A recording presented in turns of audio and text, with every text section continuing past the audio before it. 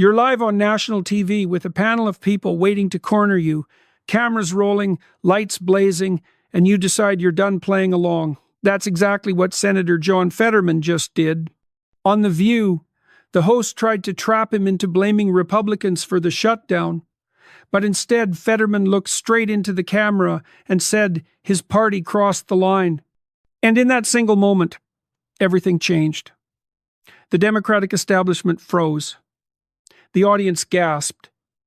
And millions watching realized maybe, just maybe, one of their own had finally had enough. Because what happened next wasn't just about Fetterman. It exposed a deep fracture running right through the heart of the Democratic Party. A fracture that's been building for years, hidden behind talking points and party discipline, suddenly ripped wide open on live television for everyone to see. Let me walk you through exactly how this moment exploded and why it could reshape American politics heading into the next election cycle. Sunny Hostin, one of the hosts, has her talking points ready. She's been watching the polls. She knows Democrats have been gaining ground, blaming Republicans for the shutdown. The narrative has been set. Republicans are holding the government hostage. Democrats are fighting for the people. And then she asks Fetterman the question she thinks will seal the deal. She presses him to explain why give in now. Why not keep the pressure on Republicans when the polls are on your side? But Fetterman doesn't take the bait. Instead, he pauses and says something nobody in that studio expected to hear from a sitting Democratic senator. He says his party crossed a line. He talks about the millions of Americans whose food assistance was about to disappear. He talks about military families going weeks without paychecks. He talks about air travel becoming unsafe because the people keeping our skies secure weren't getting paid. And then he says the part that really landed, that was a red line for him that he couldn't cross as a Democrat. Let that sink in for a moment. He didn't say Republicans crossed a line. He didn't say the system failed us. He said my party crossed a line. He took ownership. He broke rank and he put principle over party loyalty. You could see it in Sunny's face. She wasn't expecting that. The audience wasn't expecting it. And judging by the social media explosion that followed, the entire political establishment wasn't expecting it either. Because in modern politics, you just don't do that. You don't criticize your own side in enemy territory. You don't hand the opposition a soundbite. You don't risk your career for the sake of honesty. Except Fetterman just did. And that wasn't just a soundbite. It was a declaration of independence.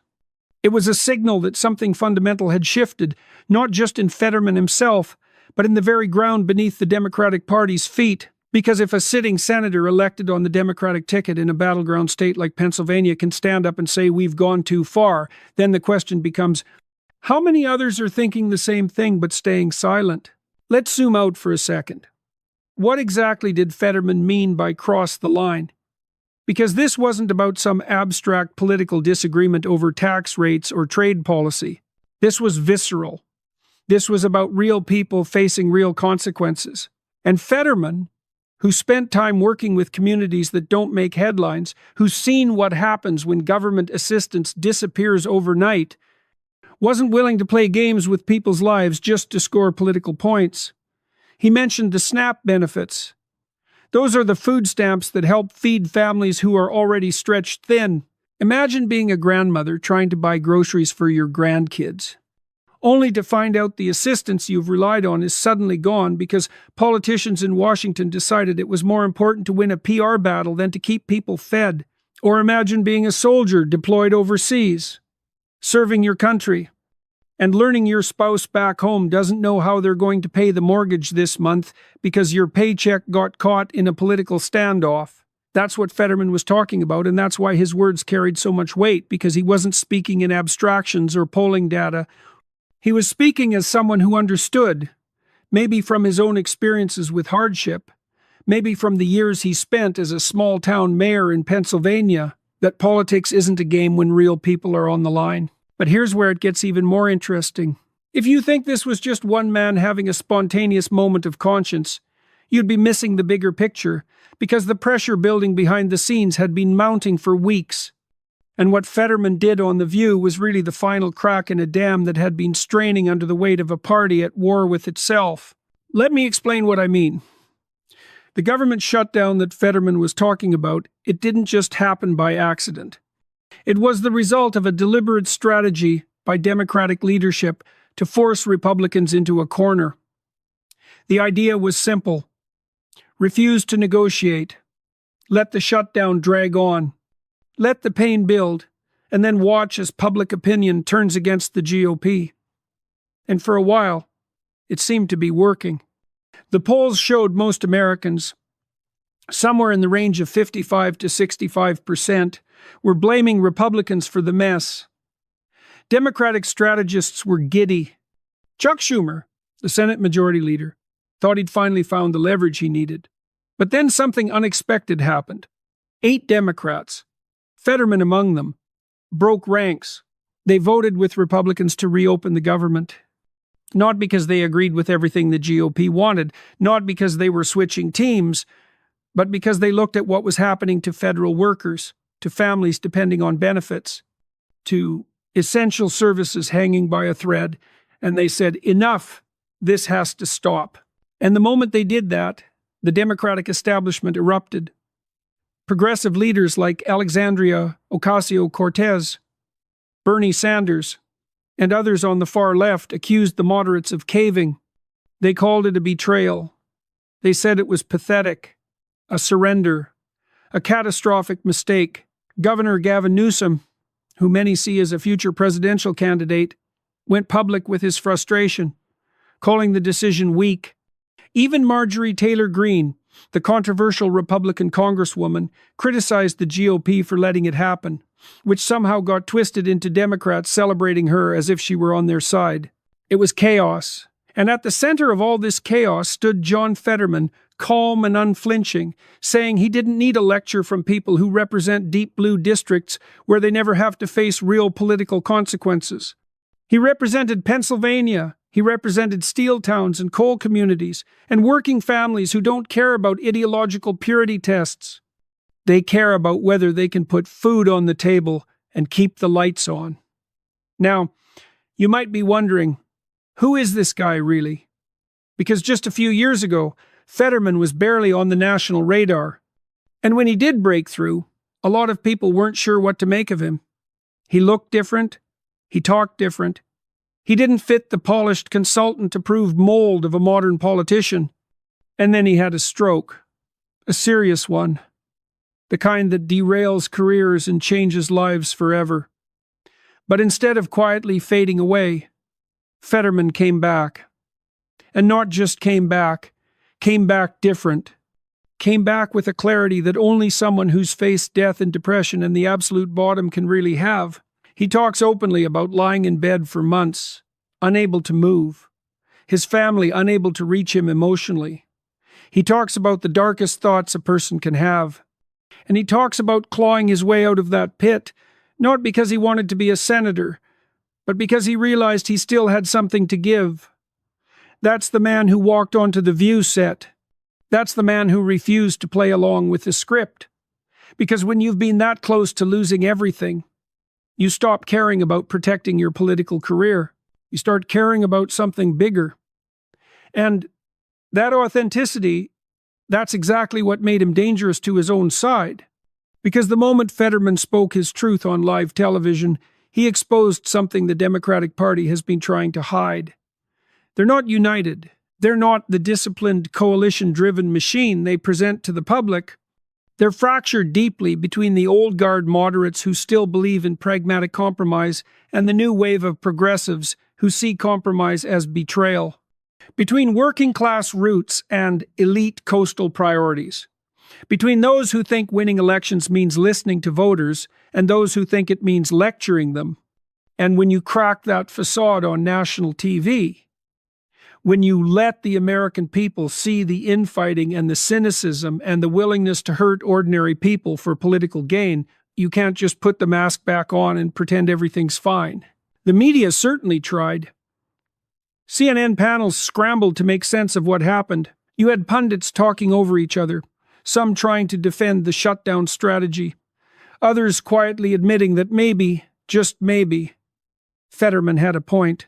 One notable moment came when Scott Jennings, a Republican commentator on CNN, calmly dismantled the Democratic talking points by pointing out a simple fact. Republicans had voted over a dozen times to fund the very programs Democrats were now claiming Republicans wanted to cut. Democrats had voted against those same bills more than a dozen times. So who exactly was playing politics with people's lives? The silence that followed that question was deafening. And that's the thing about truth. When it slips through live television, when someone says out loud what everyone knows but nobody's supposed to admit, it spreads faster than any amount of spin can contain. Social media lit up. Clips of Fetterman's comments went viral, shared not just by conservatives who saw it as vindication, but by independents and even Democrats who were tired of the games, tired of the hypocrisy, tired of being told that loyalty to the party mattered more than doing the right thing. The View's attempt to corner Fetterman backfired spectacularly. Instead of getting him to fall in line, they gave him a platform to speak directly to millions of Americans who were hungry to just hear the truth. And in doing so, they accidentally revealed the real story. The Democratic Party is eating itself from the inside out. And the people noticing aren't just Republicans. They're people like Fetterman, people who used to believe. Now, here's where it gets more complicated, because Fetterman isn't just one senator breaking ranks. He represents something much bigger, a tension that's been tearing the Democratic Party apart for years now, but that most people don't fully see because it plays out behind closed doors, in private meetings, in whispered conversations between votes. Think about it this way. The Democratic Party used to be the party of the working class, union workers, factory towns, people who got their hands dirty and their paychecks by the hour. That was the core. That was the identity. But somewhere along the way, and you can debate exactly when or how, that identity started to shift. The party became more focused on cultural issues, on identity politics, on appealing to college-educated urban voters who care deeply about progressive causes, but who frankly don't have much in common with the people who used to be the party's base. And guys like Fetterman, they're caught in the middle because he still is that working-class Democrat. He grew up in a blue-collar family. He served as mayor of Braddock, a struggling steel town in Pennsylvania that most politicians wouldn't visit unless there was a photo op. He knows what it's like when the factory closes and doesn't reopen. He knows what it's like when people are just trying to survive, not trying to win a culture war. But the modern Democratic Party, or at least the loudest voices in it, doesn't have much patience for that worldview anymore. They want purity. They want everyone on board with every progressive position. No questions asked. No dissent allowed. And if you step out of line, if you dare to say that maybe, just maybe, shutting down the government and hurting millions of people isn't the right move, well, then they'll tell you you're a traitor, that you're weak, and that you're not a real Democrat. That's the dilemma Fetterman faces. And it's the same dilemma facing every moderate Democrat in a competitive district or state. Do you stand for what you actually believe is right, knowing it might cost you your career? Or do you fall in line, keep your head down, and hope the party machine protects you when re-election comes around? Fetterman made his choice, and the blowback was immediate. But he wasn't the only one feeling the heat. Because while Fetterman was making headlines for his honesty, Chuck Schumer, the man who's supposed to be leading Senate Democrats, was quietly drowning. And most Americans had no idea just how bad things had gotten for him. Here's what the data showed. Schumer's approval ratings among Democrats nationwide had cratered. We're talking about numbers in the low 40s, maybe even dipping into the 30s, depending on which poll you looked at. And here's the kicker. His net favorability, the difference between people who like him and people who don't, was actually negative among his own party members. Let me say that again. The Democratic leader in the Senate was underwater with Democrats. That doesn't happen unless something has gone seriously wrong. And it wasn't just the polls. Inside the party, the knives were out. Progressive representatives and activists were openly calling for Schumer to step down. They said he was ineffective. They said he was too willing to compromise with Republicans. They said he wasn't fighting hard enough against Trump's agenda. Even some moderates were quietly agreeing, though for different reasons. They thought Schumer's refusal to negotiate during the shutdown was political malpractice, and they blamed him for putting them in an impossible position. There were even rumors that Alexandria Ocasio-Cortez, the young progressive congresswoman from New York who's become one of the most recognizable faces in the Democratic Party, was considering a primary challenge against Schumer when his seat came up for re-election. And the polling suggested she might actually have a shot. Among New York Democrats, her favorability was running somewhere between 15 and 20 points higher than Schumer's. That's a huge gap. That's the kind of gap that ends careers. So Schumer was facing a rebellion on both flanks. Progressives thought he wasn't radical enough. Moderates thought he was too radical. And in the middle of all this chaos, he made the decision to keep the government shut down, betting that he could break the Republicans before his own party broke him. He lost that bet. And when those 8 Democrats, including Fetterman, voted to reopen the government, it wasn't just a policy defeat for Schumer. It was a public humiliation because it showed that he couldn't even keep his own caucus in line. It showed that when push came to shove, there were senators who cared more about their constituents than they did about his strategy. It showed weakness. And in politics, once that weakness is exposed, it's almost impossible to recover. Now, you might be thinking, okay, so Schumer's in trouble, Fetterman's speaking out, the party's divided, but why does any of this matter to me? What does this have to do with my life? And that's a fair question. So let me connect the dots. This isn't just about politics. It's about something much deeper. It's about whether we still have leaders in either party who are willing to tell the truth even when it's inconvenient, who are willing to stand on principle even when it costs them something, who actually mean it when they say they're serving the people instead of themselves. And Fetterman's journey, the reason his story resonates so deeply, is that he's already lost everything once. He's already been to the bottom. And that gives him a freedom that most politicians don't have. Think about what he's been through. The stroke he had. The months of recovery where he couldn't speak clearly. Couldn't process information the way he used to. Couldn't even get out of bed some days. The depression that followed. And he's been brutally honest about this, where he seriously considered ending his own life because he couldn't see a way forward. The humiliation of that debate performance during his Senate campaign, where everyone watching could see he was still struggling, where his opponents used his medical condition against him, where half the country wrote him off as finished. But he didn't quit. He kept going. He got help. He fought through the darkness. And somewhere in that process, something crystallized for him. He realized that if he was going to be in public service, if he was going to put himself and his family through the grind of politics, it was going to be on his terms. It was going to be authentic. It was going to mean something. That's the man who stood up on The View and said, "My party crossed a line." That's not someone reading from a script or calculating political angles. That's someone who's been through hell and came out the other side with his integrity intact. And you can hear it in his voice. You can see it in his eyes. He's not playing a role anymore. He's just being himself. And here's what's remarkable. That authenticity is what Americans are desperate for. Because we're tired, aren't we? Tired of being lied to. Tired of watching politicians say one thing in public and do another in private. Tired of being treated like we're too dumb to notice the contradictions and the cynicism and the endless games.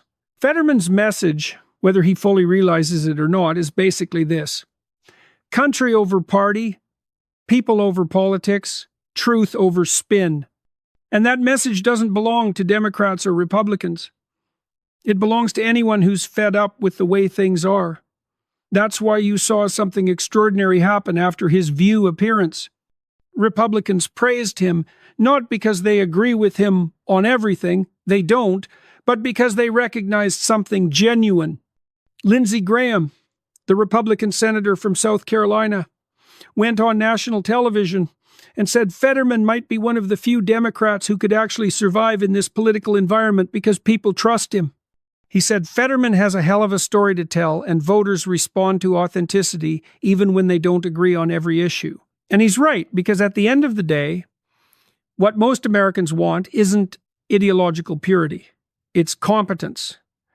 It's honesty. It's someone who will look them in the eye and shoot straight instead of spinning them. Fetterman gave people that. And the establishment on both sides honestly doesn't quite know what to do with him. So what happens next? That's the question everyone's asking now. Does Fetterman leave the Democratic Party entirely? Some people think he should. There are already Republicans quietly reaching out suggesting he'd be welcome if he wanted to switch teams. Lindsey Graham basically said as much. Laura Trump, the president's daughter-in-law, has talked publicly about her private conversations with Fetterman, saying he has more in common with Trump's working-class populism than he does with the modern Democratic Party. And honestly, she might not be wrong. Because if you look at Fetterman's actual positions, strong support for Israel, skepticism of endless progressive demands, willingness to work across the aisle, focus on kitchen table issues over culture war fights, he really doesn't fit neatly into today's Democratic coalition. He's a throwback. A relic of a time when Democrats could win in places like Pennsylvania by actually caring about the people who live there, not by lecturing them about what they should believe. But here's the thing. Fetterman hasn't switched parties, and I don't think he's going to, at least not in the immediate future. Because despite everything, despite the criticism, despite the pressure, despite how uncomfortable his own party makes him, he still believes the Democratic Party should be the party of working people. He still believes it can be that party again if enough people are willing to fight for it. Whether he's right about that, time will tell. But what we do know is this. His stand has already changed the conversation.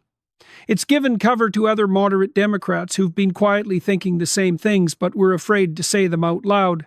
It's forced Democratic leadership to confront the reality that their hardline strategy isn't working. And it's reminded millions of Americans, particularly older Americans, who remember when politics wasn't quite this tribal, quite this vicious, that there are still people in Washington who haven't completely lost their way. The fallout from this moment is still unfolding. Schumer's position looks shakier by the day. The progressive wing is furious, convinced they had Republicans on the ropes, and moderates snatched defeat from the jaws of victory. The moderate wing is exhausted, tired of being dragged into positions they don't believe in just to satisfy the activist base. And meanwhile, Republicans are watching all of this with barely concealed glee, knowing that a divided opposition makes their jobs much, much easier. But here's what nobody's really talking about, and it's the most important part. This isn't just about Democrats. The same fault lines exist on the Republican side, too. The same tension between pragmatists and purists. The same struggle between people who want to govern and people who want to make statements. The same question of whether party loyalty matters more than principle. Fetterman's moment on The View mattered because it cut through all of that. It reminded us that before we're Democrats or Republicans, we're Americans. And the country works better when we have leaders who remember that. So here's where we are. John Fetterman refused to play the game, told the truth, and in doing so, exposed just how broken our political system has become. Not because he intended to make some grand statement, I don't think he did, but because he's reached a point in his life where he simply can't stomach the dishonesty anymore. And that's not a partisan thing. That's a human thing. The question now is whether his example inspires others. Whether more senators and representatives on both sides decide that enough is enough, that they'd rather stand for something real than keep playing the partisan games that are tearing the country apart. Whether voters reward that kind of courage or punish it. I'd like to believe we reward it. I'd like to believe that most Americans, regardless of their political affiliation, are hungry for leaders who will tell them the truth, even when it's uncomfortable. Who will put the country ahead of their careers, who will actually mean it when they take an oath to serve. Fetterman gave us a glimpse of what that looks like. And whether you agree with him on every issue or not, I think we can all appreciate the rarity of watching a politician say exactly what they mean. Consequences be damned. So, what do you think? Did Fetterman finally prove there's still honesty left in politics, or did he just burn his last bridge with his own party? Is this the beginning of something bigger? A realignment, where voters start choosing character over party labels? Or is this just one moment that'll be forgotten by next week's news cycle? I genuinely want to know what you think. Drop your thoughts in the comments below. I actually read them, and some of the best insights I get come from you. From people who've lived through enough political cycles to see the patterns, who aren't swept up in the day-to-day hysteria, who can cut through the noise and see what actually matters. And if you believe moments like this deserve to be amplified, then do me a favor, hit that like button. Share this video with someone who needs to hear it. Subscribe to the channel so you don't miss the next time we break down something important that the mainstream media either ignores or spins beyond recognition. Because here's the truth, the more people who see this, the harder it becomes for anyone to bury it. The harder it becomes to pretend that everything's fine, that the system's working, that we don't desperately need leaders with the courage to stand up and tell the truth. Fetterman did that. For one moment on live television, he reminded us what leadership can look like when it's not filtered through consultants and focus groups and political calculation. Whether that moment turns into something more, that's up to all of us. Thanks for watching. I'll see you in the next one.